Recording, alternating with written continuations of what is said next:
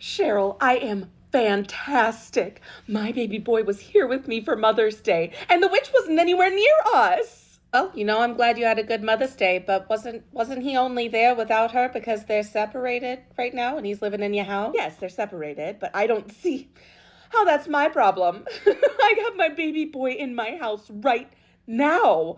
Next thing you know, I'm gonna have my grandkids in here. At what cost, Karen? Excuse me.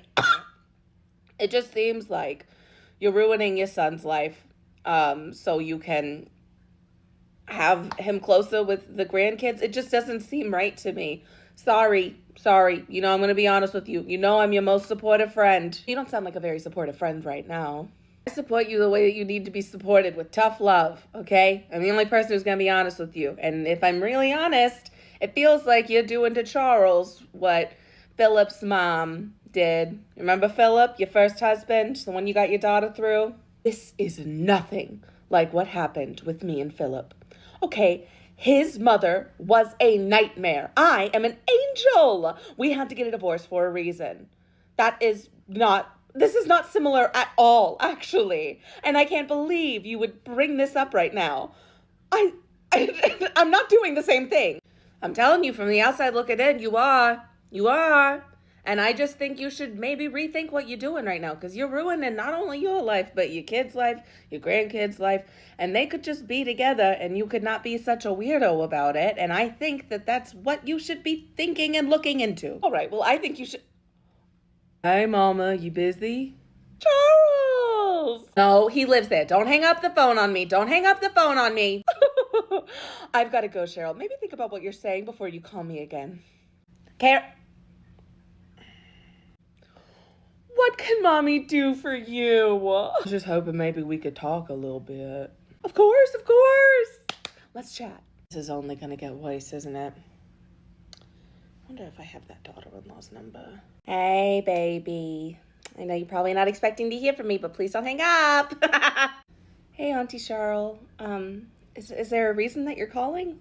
I was right there with your mother raising Charles. I was there the whole time, and I know that you probably don't want to talk to me because you think I'm just like Karen, but I just wanted you to know that I think that you're doing the right thing.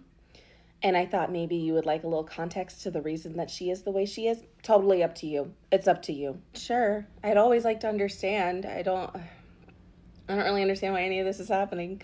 So it'd be nice to have some kind of context. Already you're much more understanding than I thought you would be based on what Karen has told me. But I think it's important that you know that when Karen was your age, actually a little younger, she was married to a man named Philip.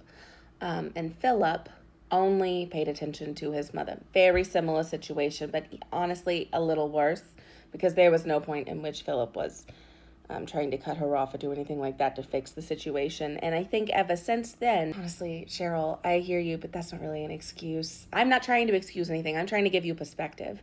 So between that and the fact that when they got divorced, her daughter decided to stay with Philip instead of her, it was a whole thing where she just wants to be close to her family. And she feels like every time you give her a boundary, she's getting taken away from her family. So I'm just giving you perspective. I think punish her the way you need to. Lord knows, we've been friends for a billion years. And every time something happens, we end up not talking for 2 years because she's upset that I told her something. And then she comes back 2 years later and she's like, you were right. And I'm like, I know I was right. But it's just food for thought. On why she is so desperately attached to your husband. Thank you for the perspective. It doesn't super change anything, but it is nice to at least know why it's happening. It doesn't feel so out of nowhere. That's all I had to say. I just wanted to let you know, and that I love you, and that if you need somebody, I am here, because somebody from Charles's family needs to be nice to you. I have a sister, but thanks. She doesn't count. She's going to be nice to everybody. You need an older person. I hear you. Oh my God. My mom just got here. I'll let you go. Have fun with your mother. Bye. You too. Love that woman. Mama. Okay, my attention is all yours. What can I do for you, baby boy? I was just wondering why you never listened to me. That is such a crazy thing to claim. I listen to you more than I listen to anybody else. I listen to you whenever you want me to come hang out. I listen to you when you need your laundry done. Remember, before you had this wife, I did all your laundry. Soon to be ex. I've done everything for you, and I've listened to you. I don't know how you could even say that. How I see it is my whole marriage is in shambles. My whole life is in shambles. And it's mostly because you don't listen to a word I say. Everything I've ever told you, you just do whatever you want anyway. Don't go into the delivery room. I shouldn't have to tell you not to breastfeed my children. I shouldn't have to tell you not to sneak into my house when Daddy's here. But I get blamed for everything you do. And it sucks, Mom. Oh, but baby boy, I have always... Don't baby boy me. I want you to be honest with me. Why? Why can't I have my own life? Why can't I have my wife that I love? Like, why? Like, I'm in your house. I've been here for a full week watching you and Daddy yell at each other every day. And I'm just wondering, why do you want that for me? Why? Why can't I be happy, Mama? All I ever wanted was for you to be happy. That's all I want now. And you can't blame me for the fact that you're unhappy, okay? These are your choices. You've made the choices you've made. Obviously, you're trying to make yourself happy by coming back to your mama, okay? But these are your decisions. These are your actions. They are not mine. I am not ruining your life. You are ruining your life, son, okay? So don't go blame me because you can't be a man and have your mother and your wife too. Your decisions, not mine. That's what everybody keeps saying. It's my decisions. It's my decisions. But if I make one decision, I hurt you. If I make one decision, I hurt her. And how do I hurt my own mama? How do I hurt my own wife? I don't know, but I keep doing. First things first, lower your tone. You do not talk to me that way. Sorry, Mama.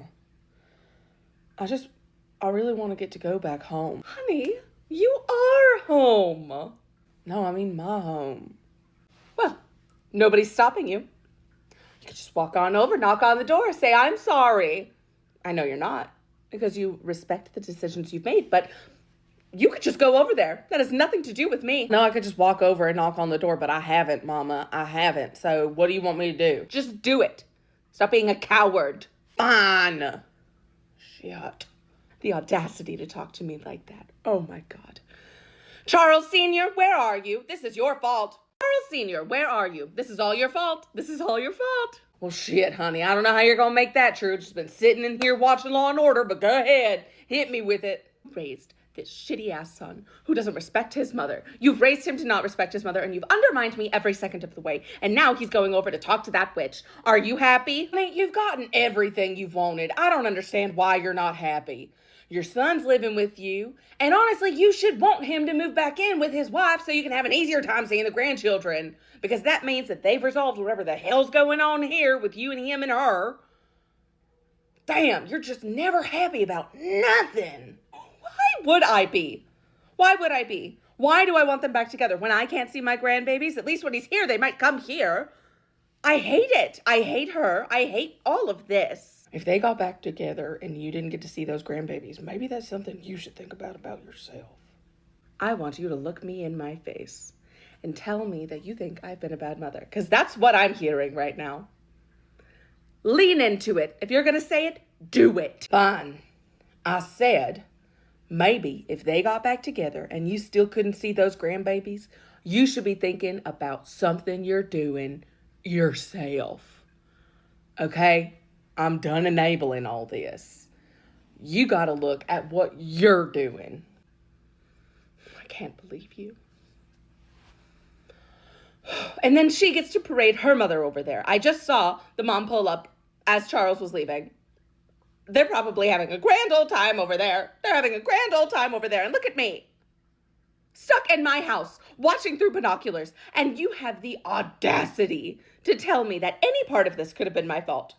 I am the victim here. Oh, baby, I'm sorry. I know you're having a hard time with it. I'm sorry. It is too late. You are too late.